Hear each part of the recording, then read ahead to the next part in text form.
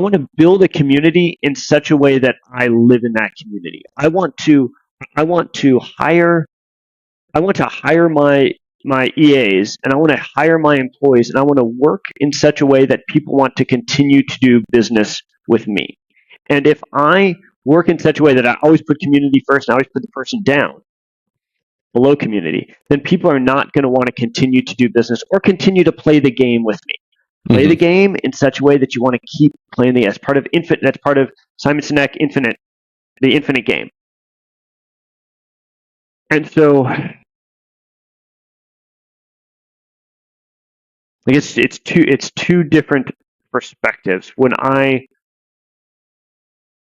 look at how I'm going to deal with things external than to me, I do the God, community, family, kids. When I look at how I'm going to deal with others,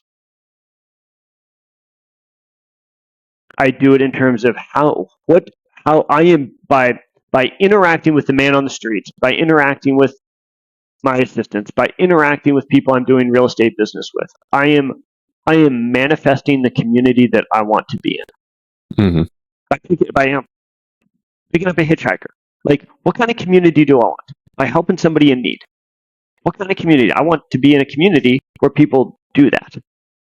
And so I am manifesting, I am building that community by doing those little things.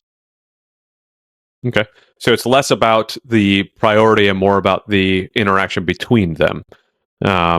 If what I'm hearing is correct, because it by having that interaction with your community in a way that shows the community means a lot to you, it creates the community around it. Like it helps foster the fact that the community means a lot, right?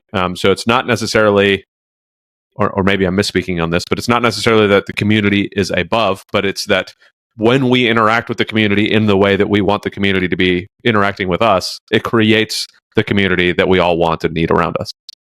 Yeah. That sound accurate? Yeah. Okay. That sounds great. That sounds accurate. Yeah. It's, Yeah. No, go ahead. Yeah. I don't know if you can really put that when viewing yourself in the shipmate self hierarchy. I don't know if you can. Man, it's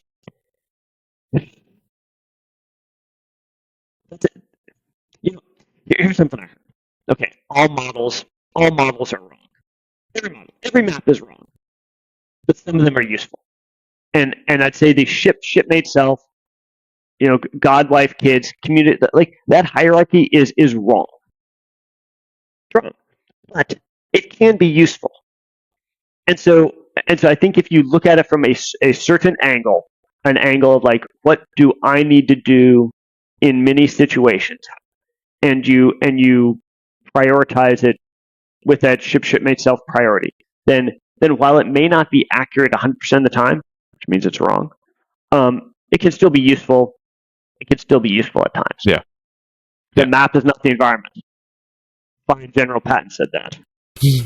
And I love that you said that. That I think is a much better. And if I would hope that if anybody's listening to that, especially if they're in the Navy and they use the shipmate self model, that would be a great thing to continue to pass on. Like, hey, that doesn't mean that this is going to be the case 100% of the time, and it doesn't mean that God, wife, kids is going to be the case 100% of the time. Because if my kid falls down and breaks his arm, but my wife needs some help getting something off the shelf, I'm pretty sure my kids are going to move on that priority list pretty quickly, right? Yeah. So again, it's the same thing that we used to say on a lot of people have said it, I don't remember, but we used to say it when we were deployed and whatnot as well. Like, plans are useless, planning is priceless, right? Like the plan itself is useless. We're going to build this plan, and then the second something happens, the plan goes out the garbage, or it goes out into the garbage, out the window, right? But having the fact that we planned and we went through this process and we've looked at all of this stuff and we know who we're communicating for these different things, we don't need the plan anymore. We've done the planning. Like the planning is what's more important than the plan itself. So, that model, the model's important to know that we can look at to keep us in check, but it doesn't mean that's always where we're at. So I like it. So let's move into your move to Mexico, right? So, dude. I'm intrigued by this move to Mexico. So talk to me just how, like you kind of already alluded to it as far as wanting to go somewhere and serve for a year, and so like let's go across the border to Mexico. Super easy to do during COVID as opposed to flying to Europe or flying to Asia. So like what have you been doing in that process? What was it like dragging your kids along? Right. So now, I mean, your kids again are I think we went over 9 and 6 or something like that when you got out. So, I'm assuming that if you weren't homeschooling then, you are now, but how is all that like? Talk to me about that transition. Yeah. So our impetus was the desire for service, and with as a Christian, service is important. Serving the least of these is important, and I at least wanted to. And I'm probably saying it wrong, but get some meaningful service on my resume. I wanted to do that. It was important to do, and I knew if we go back to Oregon, I knew this was a great opportunity. This was a great opportunity between getting out of the Navy and going back to do this. Okay. So we wanted to do this service. So our kids were, they were young, so they just kind of went along, and they woke up one day and they're like, okay, we're going to Mexico, and it was kind of weird. And we found an orphanage, and we found a director of an orphanage. We're actually staying at his house, he's got a guest house that we've been renting out. And it took a while to get plugged in. As with anything, we were homeschooling our kids. We have been homeschooling our kids. We've been homeschooling them 4 days a week, and then we drive across into San Diego the 5th day into school. And man, that's a 4 hour in the car, 4+ hour in the car experience of like leaving at 5 a.m. and getting home, or leaving at 6 and getting home at 6 or 7. So it's a long, long stinking day. But as we stayed more and more in Mexico, the kids got more and more involved in the orphanage. Like they had a lot of buddies at the orphanage, met a lot of kids out in the community, and they just loved it more and more. And I tell you what, I have so appreciated Mexican culture. Mm-hmm. By living in Mexican culture, I feel like I appreciate my culture even more, and I appreciate all the differences. Like here's an example.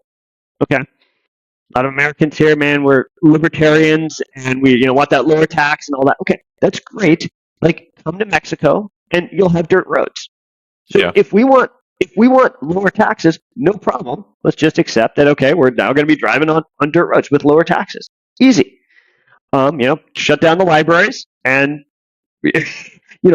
all those things. So like I very clearly see the trade-offs, and not to judge higher class neighborhoods or beautiful landscaped cities versus non-landscaped cities. I'm not judging that. I'm just saying, oh wow, like in Mexico, they made a decision, an economic decision, that they were going to prioritize different things over what we prioritize in America. Mm-hmm. And that's great. I tell you what, one thing they have prioritized is community here in Mexico. You go down to the beach on Saturday, and you'll see grandma and grandpa and grandkids and cousins and moms and dads and barbecues and coolers and loud music, and like it is a family together. It's not a bunch of people all on their cell phones. It's a family together, like just being and they'll do it all day long. Like, what are you guys doing? But those type of things I've so appreciated, learning about just different ways to see the world, different ways to interact with the world, different ways to be a community. By my time down here in Mexico. Yeah, I've heard that from quite a few people that live in other countries and are experiencing different things, and I've got to experience that in a different way with being married to, my wife is half Cuban, half Spaniard. So when we're with the Latino family, like it is very much that. Like everything is around the family. Like they go everywhere together. I mean, whether it's a party, whether it's the beach, whether it's whatever, we're going together. We're growing together. We're like aunts and uncles are taking care of nieces and nephews. We're bouncing around all over the place. Everybody's a cousin, even if they're not actually cousins. They're all family. Like the whole community is a family, and it's super cool to see. And like the first time I started to meet the family on my wife's side, I was like, okay, so can you remind me who this person is? Oh, that's my cousin. I said, okay, so which one of your aunt's child is that? Well, it's not really my cousin. Like, it's just that, like, they've been around the family so much, they're basically my cousin. And I was like, okay. Well, how about this? I was so confused, but like that was just that culture, just like was wonderful to kind of to watch and see, and how it all goes down. And my family is very much like that as well. Just like, because we, the family is super tight for us, because I was a military brat, so we bounced around all over the place, and that's all you have. Like, you have your family. That's the only consistent you have in your life is your family. Because you're going to move in 2 years, 3 years, and then who else is there? Just your family. That's it. So get ready for it.